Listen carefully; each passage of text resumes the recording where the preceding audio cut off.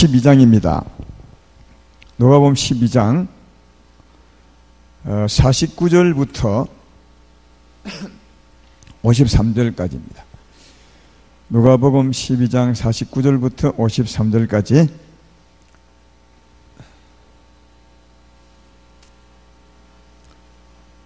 찾으셨지요? 49절 내가 불을 땅에 던지러 왔노니 이 불이 이미 붙었으면 내가 무엇을 원하리요? 나는 받을 세례가 있으니 그것이 이루어지기까지 나의 답답함이 어떠하겠느냐? 내가 세상에 화평을 주리고 온 줄로 아느냐? 내가 너에게 이르노니 아니라 도리어 분쟁하게 하려 함이로라. 이후부터 한 집에 5 사람이 있어 분쟁하되 셋이 둘과 둘이 셋과 하리니 아버지가 아들과 아들이 아버지와 어머니가 딸과 딸이 어머니와 시어머니가 며느리와 며느리가 시어머니와 분쟁하리라 하시니라. 아멘. 오늘 제목은 내가 세상에 화평을 주려고 온 줄로 생각하느냐. 세상에 화평을 주려 온 것이 아니다 그 말이죠. 이 제목을 잘 기억하고 말씀을 잘 들어보시면 좋겠습니다. 사람들은 좀 이렇게 말씀을 볼 때 이게 무슨 뜻일까? 하나님이 말씀하는 의미는 무슨 뜻일까? 이게 하나님의 뜻을 알려고 해야 되는데 자꾸 자기 의미대로 해석을 하고 그럽니다. 그리고 설교 들을 때도 자기 의미대로 받습니다. 그래서 자기 마음에 맞으면 받아들이고 안 맞으면 목사님 틀린 거야 받아들이고 그러면 그분은 하나님 말씀을 듣는 이유가 없는 거죠. 왜냐하면 하나님 말씀은 나를 버리게 하고 하나님 뜻대로 살기 위해서 이 말씀하는 건데 말씀 들을 때 자기 마음에 맞는 것은 아멘으로 받고 은혜가 된다 하고 아멘 안 되면 다 튕겨버리면 하나님 말씀 들을 이유가 없습니다. 그럼 본인은 혼자 살아야 맞는 겁니다. 그분은 신이죠, 신. 그래서 하나님 말씀을 들을 때는 자기를 다 내려놓는 게 제일 중요합니다. 원래 우리가 예수 믿을 때는 내가 죽고 주님이 사는 거니까 말씀 들을 때도 내가 없는 거다, 내가 제로다, 백지다 백지 이렇게 생각하고 들으셔야 그 사람이 이제 그때부터 은혜를 받고 그때부터 변화가 있고 그때부터 천국의 영광을 쌓아가게 되는 거죠. 그러나 내가 있으면 주의 말씀이 안 들립니다. 들어도 소용이 없습니다. 그래서 주의 말씀을 잘 듣는 마음이 참 중요하다. 그런 말씀을 하면서 오늘 말씀을 생각해 보려 합니다. 오늘 주께서 오신 한 가지 이유를 말해주고 있죠. 주께서 오신 한 가지 이유는 내가 세상에 땅에 불을 던지러 왔다. 그렇게 말합니다. 여기 불이 무엇인지는 지금 모르고 아직까지 불 붙었지는 않았어요. 예수님이 땅에 계실 때 말씀한 거예요. 인자로 계실 때 내가 온 것은 불을 던지러 왔다. 세상에. 근데 그 불이 붙었으면 이미 붙었으면 내가 무엇을 원하리요? 아니 안 붙었다는 말이죠. 근데 그 다음에 보면 50절에 보면 나는 받을 세례가 있으니 그것이 이루어지기까지 나의 답답함이 어떻게 하겠느냐. 그러니까 이 세례라는 것이 굉장히 힘든 것 같아. 힘든 일인 것 같아. 이 세례를 받고 난 후에 불을 던질 수 있는 거예요. 세상에. 그러니까 이제 불을 던지러 왔는데 아직 세례를 안 받았어. 이 세례를 받아야 불 던질 수 있다. 근데 이 세례가 굉장히 힘든 것 같아. 그래서 이게 내 답답함이 진짜 힘들다. 이 어려운 세례를 받아야 불을 던질 수 있고 그걸 위해서 세상에 왔는데 아니 내가 세례를 받지 않았고 그래서 불을 못 던져서 진짜 답답하다 이렇게 말하는 거예요. 그럼 이 세례가 뭐겠어요? 굉장히 주님을 답답하게 하고 주님을 조금은 힘들게 하고 부담스럽게 한 그 세례가 뭐겠어요? 이게 죽음의 세례예요. 그러니까 십자가를 말하는 거예요. 이거는 여러분 다 알겠죠, 이건요?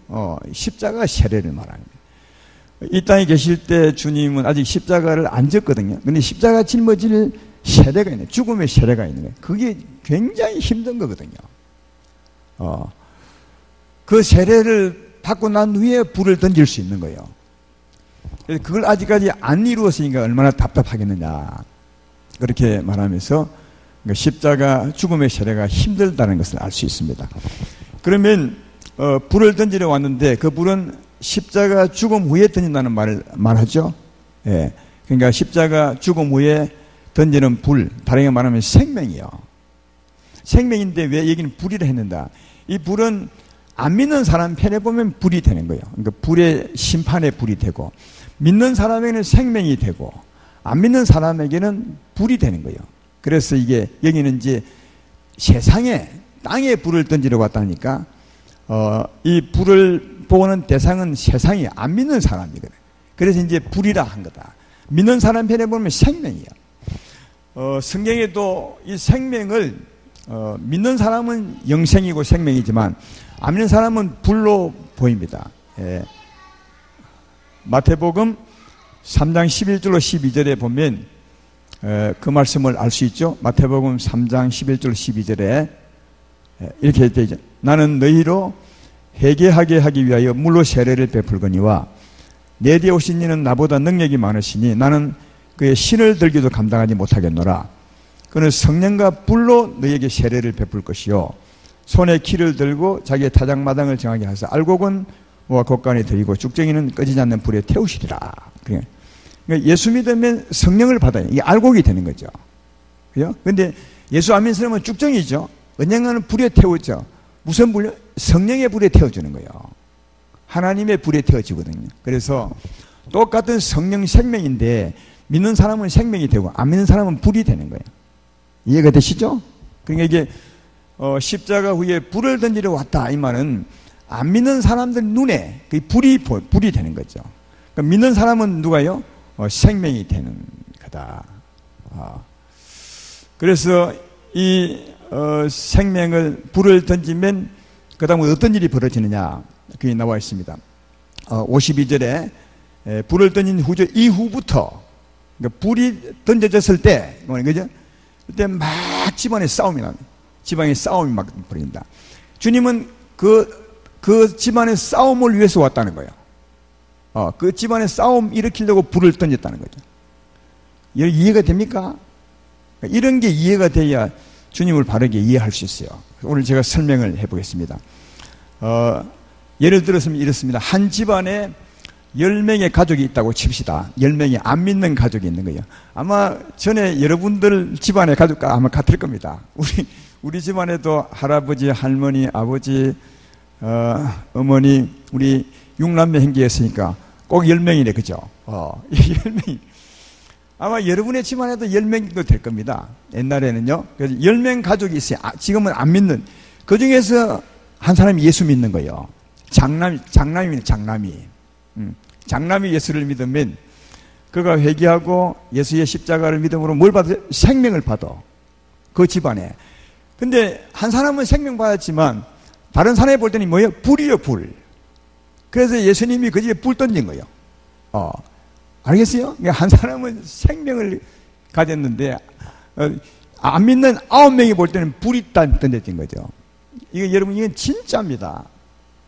이건 비유 설명이 아니에요. 하나님의 생명은 안 믿는 사람에게는 불입니다. 그러나 사람들은 육의 눈을 가지기 때문에 못 보죠. 누구가 보는지 아시면 신들은 봅니다. 신은 누구예요? 안 믿는 사람들은 사망의 세력을 잡은 자, 어둠의 영들, 귀신들이 주관하고 있잖아요. 이건 뭐 여러분이 다 아는, 우리 교회의 성도는 다 알잖아요. 귀신들이 주관하고 있죠. 그게 안 믿는 사람들이니까. 근데 한 사람에게 예수님 불이 딱 온 거예요. 나머지는 다 안 믿는 사람이지만 불을 못 보지만 귀신들이 주관해. 귀신은 불을 봐. 그러면 참 신기하게요. 이 예수 믿는 이 장남이 집안에 오히려 예수 믿는 게 더 잘할 거 아니겠어요? 저도 옛날에 더 잘했어요. 예수 믿고 나는데 잘하는데도 이상하게 가족들이 나를 미워해. 이유 없이. 왜 미워하는지 아십니까? 예수님이 그걸 말씀했어요. 요한복음 15장 18절에 이렇게 말해요. 세상이 너희를 미워하면 너희보다 먼저 나를 미워한 줄을 알라. 예수님이 어디 있는데요? 불로서요. 예수님은 불로서 장남 심령에 딱 와 있는 거예요. 나머지는 세상이죠. 귀신들이죠. 귀신들이 그 사람을 통해서 이상하게 장남에 미운 거예요. 이유 없이. 이 말이에요, 이게. 그래서 네 가족이 이유 없이 너를 미워하거든. 니를 미워하는 것이 아니라 나를 먼저, 이게 생명이 왔기 때문에, 불이 붙었기 때문에 비방하는 거다. 그런 거예요. 그리고 생명을 딱 받으면 예수 믿는 사람이 되니까 그다음부터는 삶이 달라져요. 예수 믿는 사람은 생명을 딱 받으면 교회 가야죠. 교회 가야 돼. 그리고 뭘 안 하겠어요? 제사 안 지내겠죠? 장남인데. 여러분, 우리는 지금 여기 이제 핵가족에 해서 떨어져 사니까 모르죠. 저 시골에 진짜 제사 1년에 10몇 개 있는 집안에 장남이 예수 믿으면 큰일 납니다. 왜? 제사 못 지내니까. 야단 나죠. 칼부림 납니다. 정말입니다. 우리 동네 한 분은 예수 믿다가 쫓겨났습니다. 동네에서. 그래서 저 동네 밖에 다른 동네 가서 지금도 살고 있습니다. 그러니까 교회 가죠. 제사 안 지내죠. 그리고 주로 안 믿는 사람들이 대소사가 언제 합니까? 주로 토요일 날을 일요일을 하거든요. 그때 우리는 일요일 날을 못 가잖아요. 우리는 주일이니까. 그러니까 집안 모일 때마다 장남이 빠지네, 제사 지내네, 그리고 돈을 벌더니 11조를 탁 떼가 교회에 탁탁 주네. 여러분, 이게 그 집안 편에 보면 야단 난 겁니다. 풍지박산이 납니다. 싸움이 벌어집니다. 아시겠어요?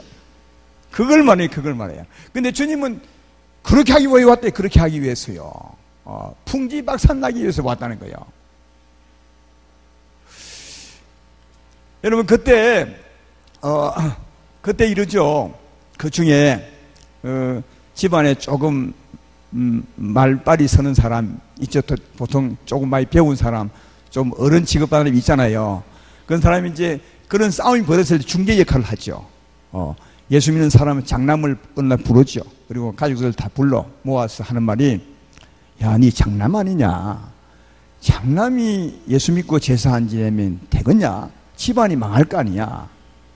예수 믿어도 좀 천천히 믿고 대강 믿어. 교회 가는 거 인정해. 그렇지만 그렇게 날마다 가지 말고 한 번씩 하고 제사도 지내고 11조가 하지 말고 이놈아 하면 참 순교가 살짝 하든지, 예? 그리 하고 대소사에 네가 없으면 집안 행사가 된 네 와서 해. 그러니까 집안의 화평을 위해서 네가 교회 가는 것 이거 좀 하지 마라 그 말이죠. 집안의 화평을 위해서 네가 참으라 그 말이죠. 이해되십니까? 집안의 화평을 위해서 진리를 포기하라 그 말이요. 양보하고. 그럼 그리 해야 됩니까? 안 해야 됩니까? 집안의 화평을, 그러니까 그 말이 참 좋아요. 아니면 집안이 화평해야 니도 잘 되는 거 아니냐? 집안이 화평이 먼저지 교회가 먼저 아니지 않냐? 그러니까 집안 화평하고 니 교회 가는 거 인정한다. 그러니까 집안이 화평하고 교회 가야 되는 거야. 그럴듯하게 이 얘기합니다. 그러면 이 사람이 이제 그 말 듣고 교회 안 가면 집안은 화평한 거예요. 평안하죠. 그죠?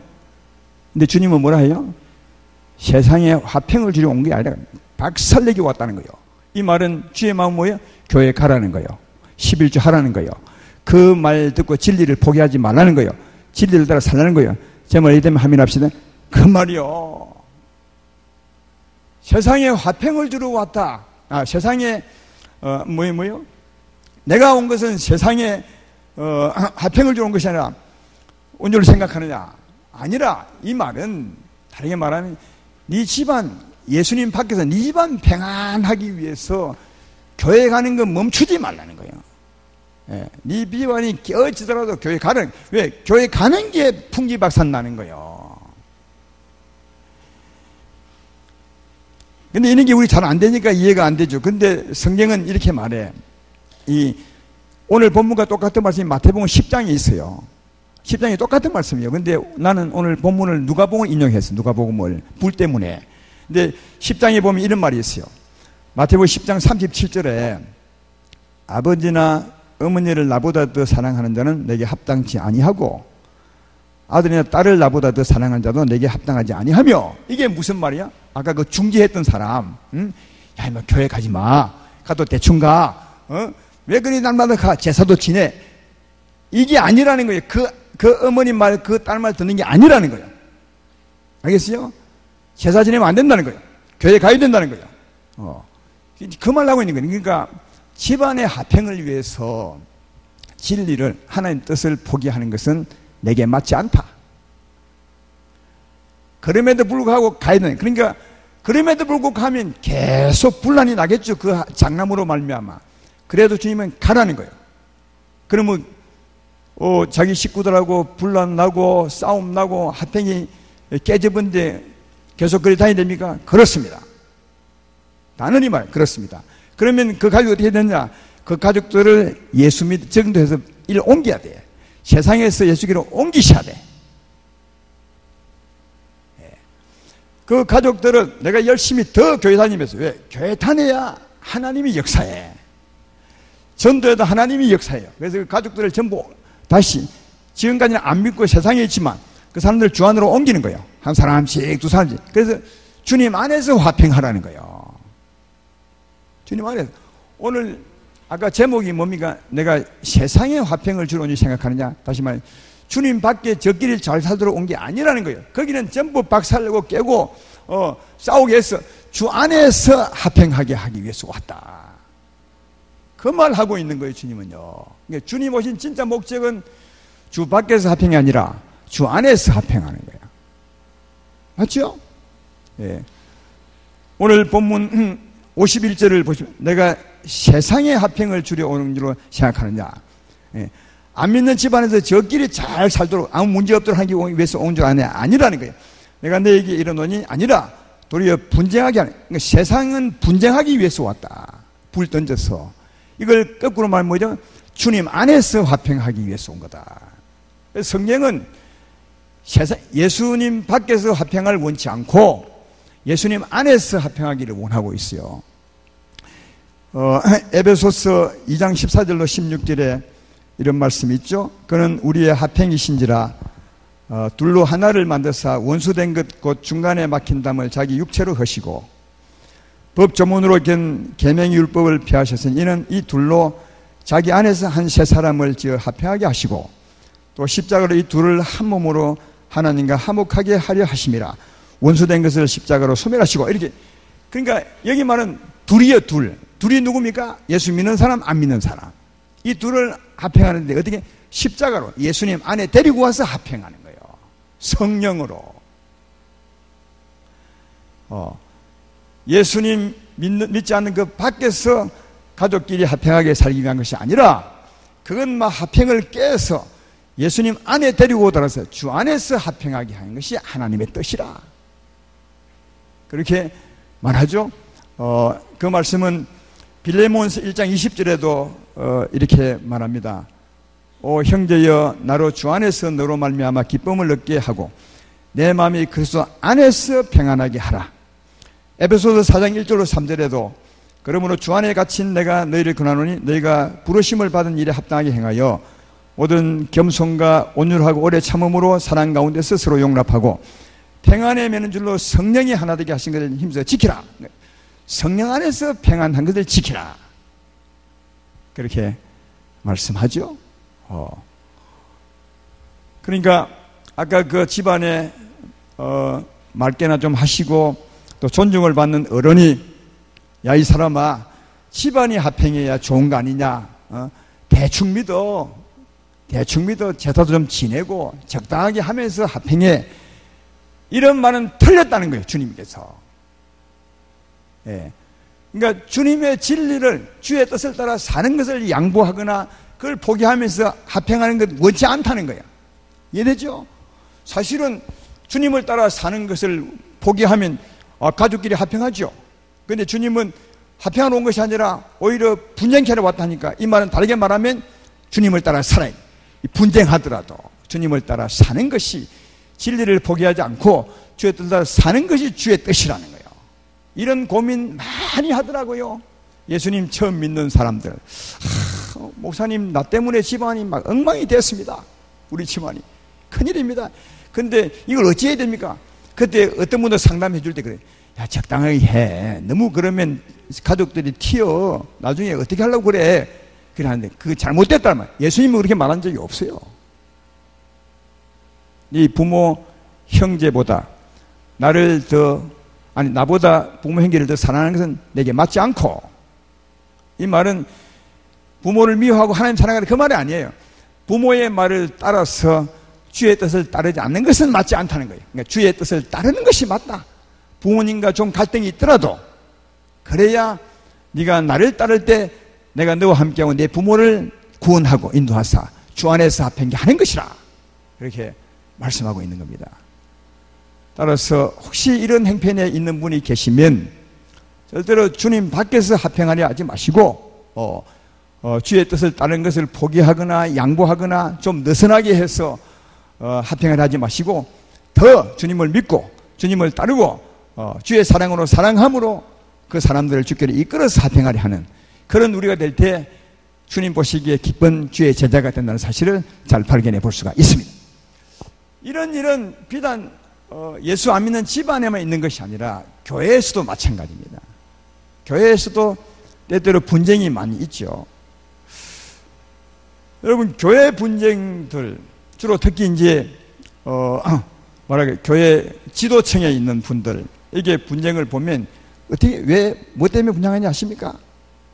때때로 한 번씩 당해서 싸우는 소리 들리죠? 왜 하겠어요? 그것도 역시 내가 볼 때는 이런 문제 같아요. 이제 교회 안에서 이런 문제 같아요. 목사는 또 목사라고 무슨 일을 결정하게 되면 늘 주의 뜻 아닙니다. 그게 주의 뜻 아닌 것 같은데요.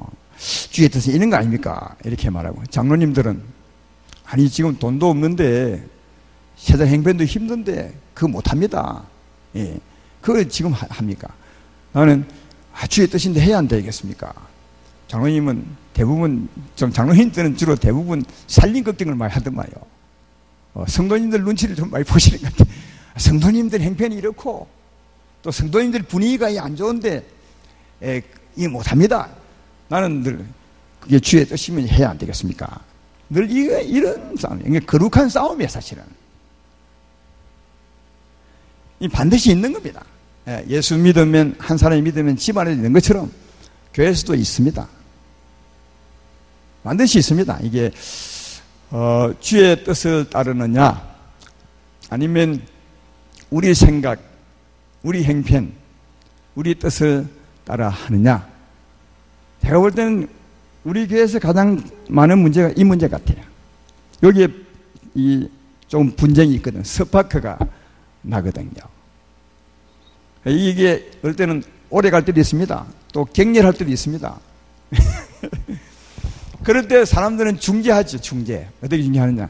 주로 내한테 찾아옵니다. 목사님 한번 딱 참아주면 안 됩니까? 참아주면 장로도 다 편안하고 교회도 평안하고 잘 갈 텐데 한번 딱 참으십시오. 그때 진짜 한번 참아야 되는 겁니까 내가? 아니 예? 주의 뜻을 내가 좀 양보해야 되는 겁니까? 그거 한번 물어보시오. 주의 뜻을 양보해야 되는 겁니까? 아니면은 우리 생각, 우리 경험을 버리고 주의 뜻대로 와야 되는 겁니까? 오늘 그 얘기하고 있는 거예요, 사실은. 답을 못 내겠어요? 자, 조금 전에는 이제 어느 안 믿는 집안에서 분쟁 난 걸 말했죠, 그죠? 부모가 막 싸우는 얘기 했는데, 그때 부모 얘기 듣지 말고, 하나님의 뜻을 따라야 내 제자가 된다. 그랬죠? 그 다음은 교회 얘기요. 이게는, 마태복음 10장 38절로 39절에 이렇게 말해요. 또, 아까 그 부모 얘기 바로 밑에 하는 거예요. 또, 자기 십자가를 지고 나를 따르지 않는 자도 내게 합당하지 아니하니라. 자기 목숨을 얻는 자는 잃을 것이요 나를 위하여 자기 목숨을 잃는 자는 얻으리라. 자기 십자가를 짊어지고 따라야 된대. 자기 십자가가, 여러분 십자가가 뭡니까? 우리는 늘 십자가 진다는 말은 고생한다는 의미가 아니에요.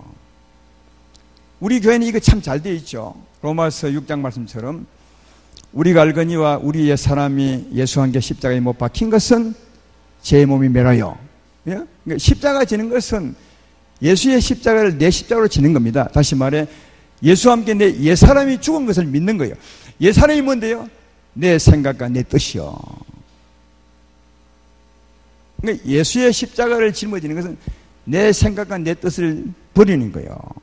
이미 죽었음을 믿는 거예요. 내 제자가 되는 것은 네 뜻, 네 생각대로 사는 것이 아니라는 거예요. 네 생각, 네 뜻을 버리는, 죽이는 거다. 그리고 또 더하면 우리 옛사람이니까 네 자신까지도 죽이는 거다. 그리스도 예수의 사람들은 그 육체와 함께 정과 욕심이 십자가에 못 박혔느니라. 완전히 우리 생각, 우리 뜻도 죽었을 뿐 아니라 우리 목숨도 이미 죽은 거예요. 그러니까 주의 뜻을 따를 것이냐, 아니면 우리 경험, 우리 뜻을, 우리 행편을 따를 것이냐. 주님은 뭐라 그래요? 네 뜻, 네 행편을 따르는 것이 아니라는 거예요. 주의 뜻을 따라 가야 된다는 거예요. 그게 내 제자가 되는 거다.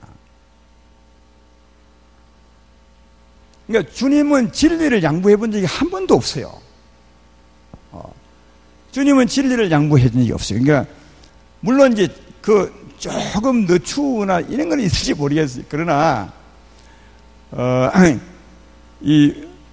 아까 말했지만 안 믿는 집안의 화평을 위해서도 진리를 양보한 적이 없으시고, 교회에서도 교회 화평을 위해서, 아니 목사님 조금만 참고 그 생각 조금 거두드리고 그 생각 조금 이번에 하지 말고 다음에 하면, 이렇게 하면 안 됩니까?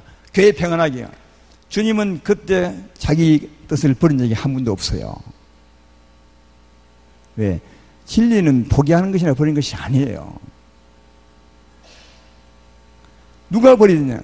우리가 버려야 돼요. 우리 육체와 우리 정욕과 우리 생각을 버리셔야 돼요. 그게 주의 제자되는 길이라고 말씀하는 거예요. 예? 보십시오. 우리가 진리를 포기하고 내 뜻, 내 생각과 그걸 따라줌으로 합행한다면 그건 진리 밖의 합행이에요. 그죠? 어찌 보면 교회 안에서의 세상이죠. 아까 거기는 이제 안 믿는 사람이니까 세상이지, 세상에. 믿는 사람, 불 받은 사람 말고 남은 세상이죠.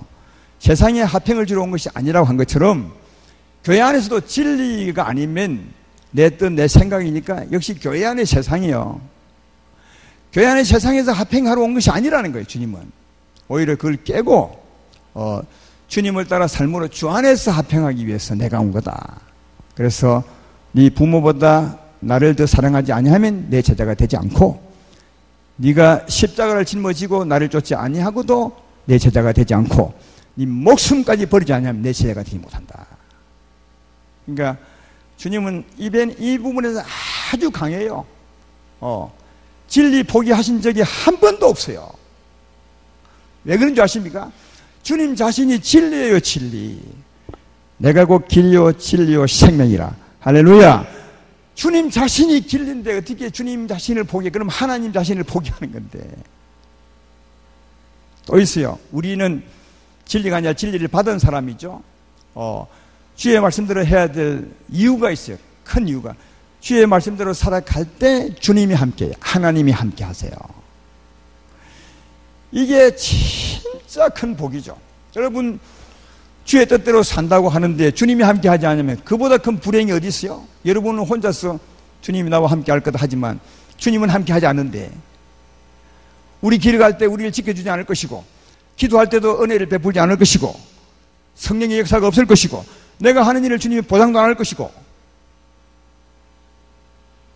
영육간 병들 것이고, 보시면 내가 주님을 따라가지 아니하면, 주님이 함께 하지 아니하면 굉장히 불행한 자가 돼요. 그러나 주의 말씀을 따라 살아갈 때, 진리를 따라 살아갈 때 주님이 함께해요.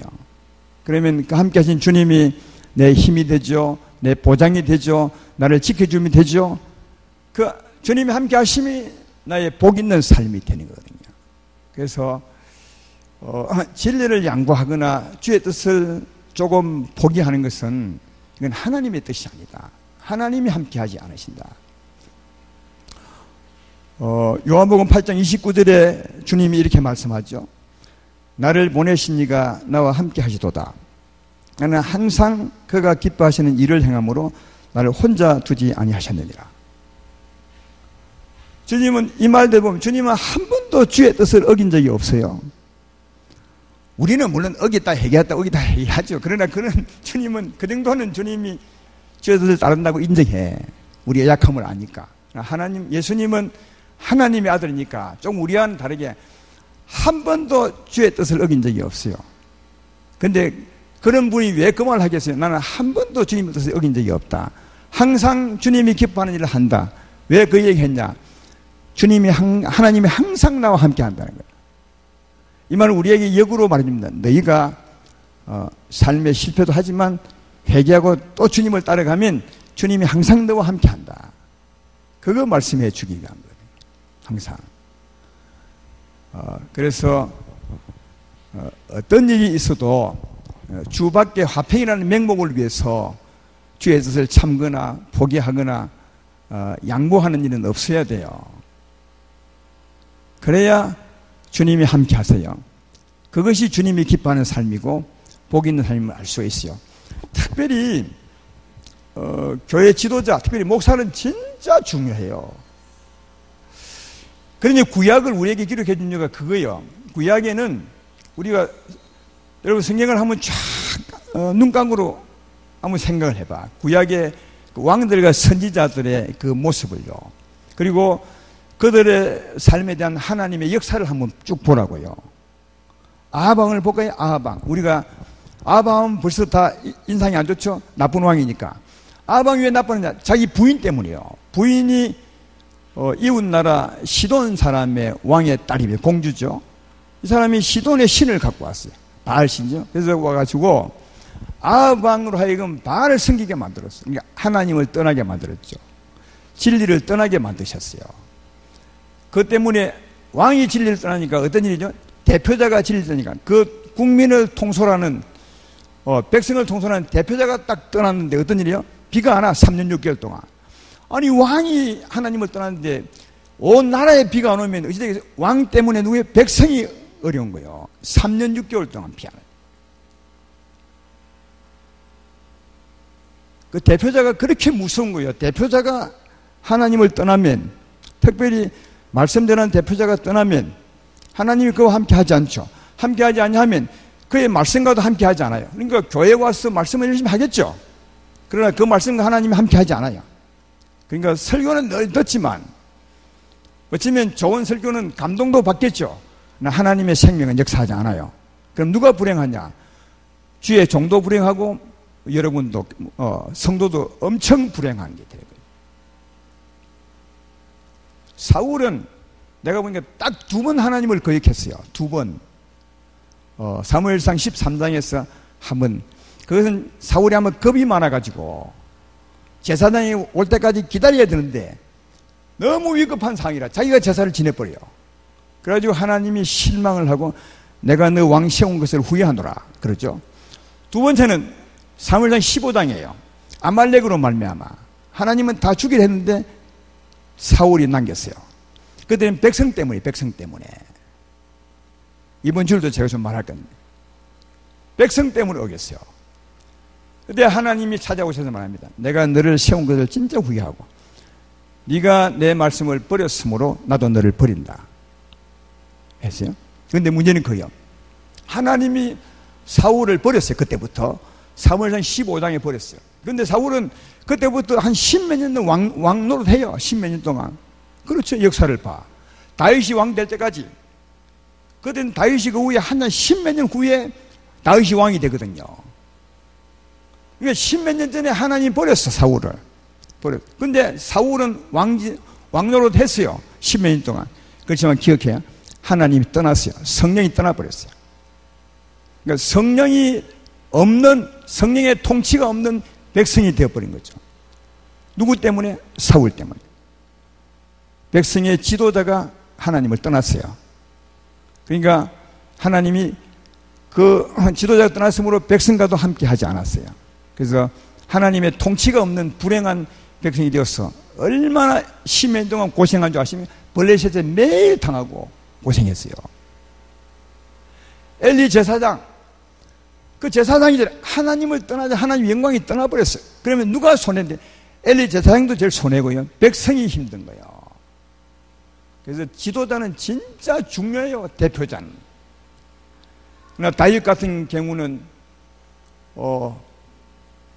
정말 자기를 쫓아다니던 죽이려 했던 사울이 상이 역전돼가지고 다윗이 쫓겨다니는 다윗이 군사들과 함께 사울을 죽일 행편에 넣어요. 바로 그 앞에 잠을 자고 있는 거예요. 그러니까 그 백성들이 뭘 합니까? 다윗이요. 우리 두목이죠. 그때는 왕이 되기 전에 두목이요. 이거 진짜 하나님 준 기회입니다. 이거 딱 찌르면 우리 고생 끝납니다. 목숨을 담으러 한 도망 다닐 필요도 없습니다. 당신이 왕입니다. 얼마나 좋은 기회입니까? 그때 이미 사울은 하나님이 버린 상태예요. 오랜 전에.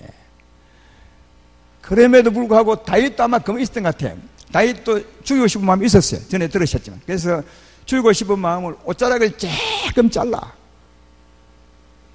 그러나 그가 깨닫는 것은 하나님의 뜻이었어요. 하나님의 기름 부은 자를 만지지 말라. 하나님이 피하셨지만 그래서 하나님이 기름 부음이 있는 거예요. 그래서 사울 때문이 아니라 하나님 때문에 하나님 뜻을 지켜 진리를 지켜요. 그 일로 말미암아 다윗 평생에 하나님이 그와 함께 하세요. 할렐루야. 그러니까 여러분 지도자 위에 있는 사람은 너무 중요해요. 그러면 자 구약의 선지자 같고 왕 같은 사람 하나님께 말씀을 받아 백성에 전한 사람이 오늘날 누굽니까? 오늘날 우리 교회는 나요. 우리 목회자.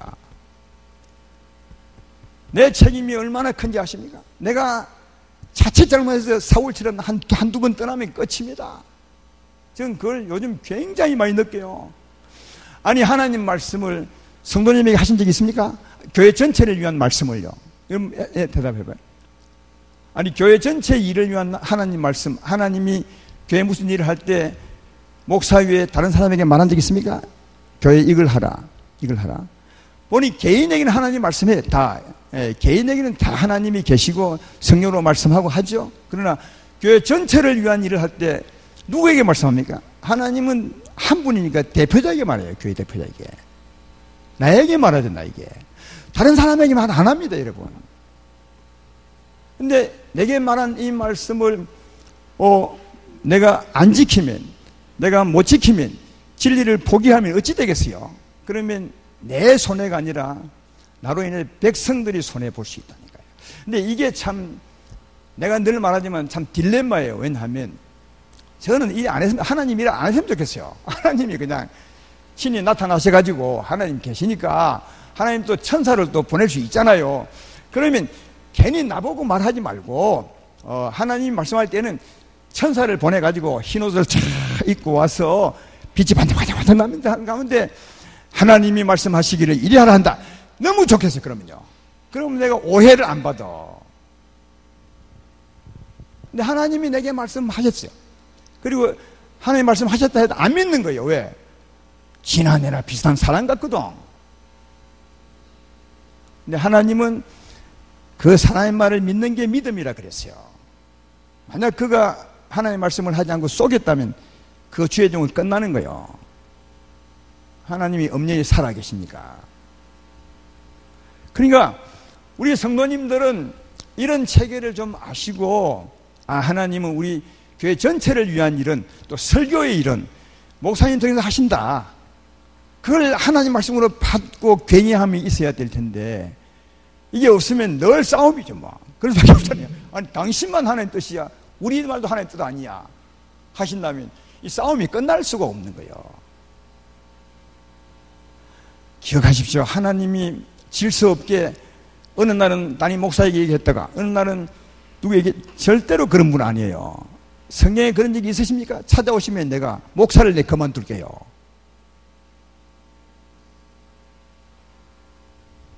그게 하나님의 질서예요. 하나님은 교회 전체를 위한 일은 담임 목사 통해서 얘기해요. 내가 가고 다른 사람이 오면 또 그분 통해 얘기하겠죠. 그러면 나는 언제나 하나님 말씀이 이렇습니다. 이게 하나님 뜻입니다. 이렇게 말할 수밖에 없어요. 그러면 사람들은 그게 무슨 하나님 뜻이요라고 말할 수 있겠지만 나는 그리 말할 수밖에 없어요. 그리고 이걸 내가 하나님께 말씀 들었던 일, 내 소망을 받았던 일을 내가 어기면 나도 갈 뿐 아니라 하나님이 백성들에게 은혜 안 베풀어요. 나를 통한 말에 하나님이 함께 하잖아요. 그러면 진짜 교인들이 불행하게 돼요. 여러분 하나님이 없는 예배 든다고 생각해봐요. 하나님이 없는 이 교회 통치를 생각해봐요. 기도해도 아무 효험도 없고 기도해도 은혜가 없고 해봐요.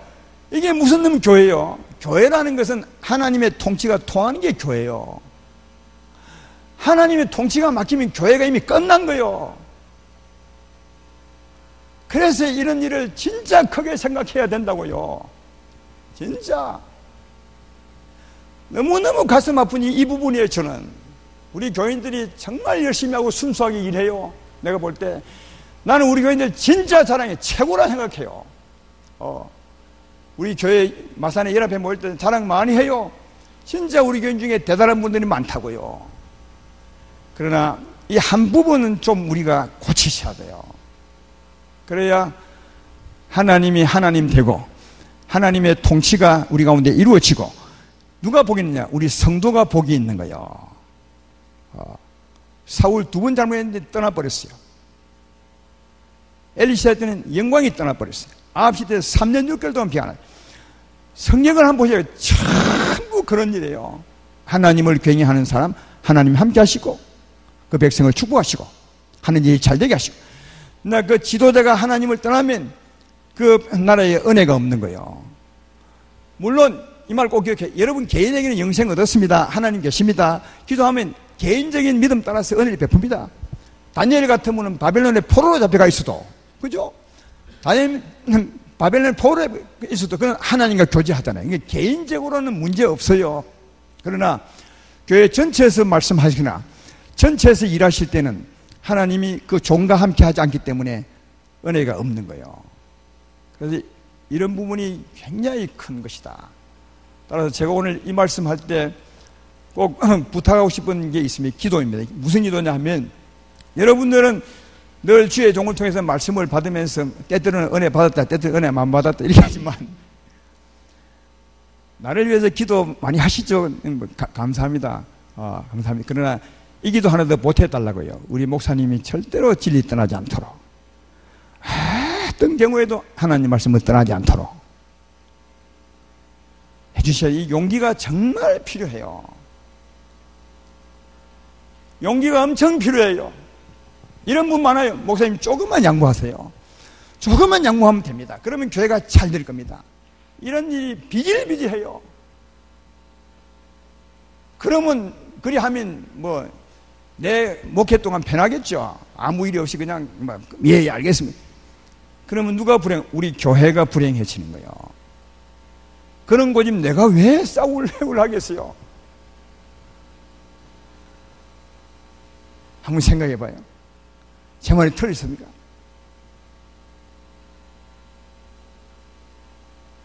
아니요. 그 교회는 뭐 의논해서 하는 게 아닙니다. 하나님의 뜻을 받아서 하는 거예요. 왜? 하나님 머리잖아요. 머리라는 게 뭐죠? 여러분의 몸을 보라고요. 이 머리 두고 여러분이 마음대로, 이 손발이 마음대로 움직여. 그거는 지체가 아니지. 이미 시체지, 시체. 늘 머리 따라 움직이는 거예요. 모든 결정을 머리 따라 하는 거예요. 우리 교회 머리가 주님이라잖아요. 그럼 모든 결정은 주의 뜻 따라 하는 거고, 그 주의 뜻을 받아서 같이 이루는 게 교회 일이에요. 자꾸 내 생각을 넣어서 내 의견을 간접시키라고, 왜 목사님 당신만만 따라야 되느냐, 우리 의견도, 그런 게 교회가 아니라니까요. 물론 이런 게 있습니다. 하나님 뜻 아닌 게, 그러니까 진리 문제 아닌 게 있어요. 많아. 진리 문제 아닌 거. 그런 것은 싸울 필요 없어요. 그냥 예 알아서 예 합시다. 그 진리 문제가 아닌 것은 하나님의 뜻이냐 이런 문제가 아닌 게 많아요. 교회도. 그런 문제는 그 싸울 필요 없어요. 그냥 양보하면 돼요. 그러나 진리 문제는 목사가 양보할 수 없어요. 정말 내가 양해를 구하겠는데 꼭 이해해 주세요. 진리 문제를 포기하면 교회가 어려워져요. 왜? 하나님이 함께 하지 않아요. 이게 성경이에요. 그래서 어찌하든지 하나님 말씀 지키려고 했으니까 욕을 얻어먹으면서 당신 말이 어떻게 하나님 말씀이냐 해도 지키는 거예요. 왜? 나는 아니까요. 예. 그러므로 오늘 진짜 여러분께 부탁하고 싶은 것은, 우리 목사님 그래도 교회 대표자로 세웠으니까 대표로 있을 동안은 진짜 하나님 말씀을 고수하게 해 주십시오. 어떤 유혹도 뿌리치고 진리를 따라 살게 해 주십시오. 그래서 하나님의 통치하는 나라, 하나님의 주권이 통한 나라, 하나님의 통치가 이루는 이 교회가 되게 해 주십시오. 이렇게 기도해 주셔야 돼요. 그래야 우리 교회가 복이 있습니다. 그렇게 해 주시면 좋겠고요. 그리고 여러분 개인에게도 꼭 기억하십시오. 예수의 말씀을, 하나님 말씀을 따라 살 때 그때 성령이 늘 함께 하시고 여러분이 축복이 된다는 사실을 잘 알 수가 있습니다. 오늘 기도하실 때 주여, 진리는 포기하는 것이 아니군요. 진리는 양보하는 것이 아니군요. 주님 자신이 진리시니까 주님 말씀 따라 살 때 주님이 함께 하시네요. 그러므로 언제나 주의 진리를 따라 살아가는 용기를 주십시오. 믿음을 주십시오. 이런 게 필요해요. 어떨 때 주의 말씀 따라 살아가려면 진짜 큰 용기가 필요할 때가 있어요. 그러나 주님 말씀 따라 살면 주님이 보장해요. 인도하시고 그런 우리 삶이 되도록 기도하시고 그런 교회가 되도록 기도하시면 좋겠고요. 또 나중에 기도하실 때 찬송 한 장 부르고 할까요? 그래 하신 여러분 되기를 주의 이름으로 축원합니다. 주의 말씀 하시면 이 찬송 하겠습니다.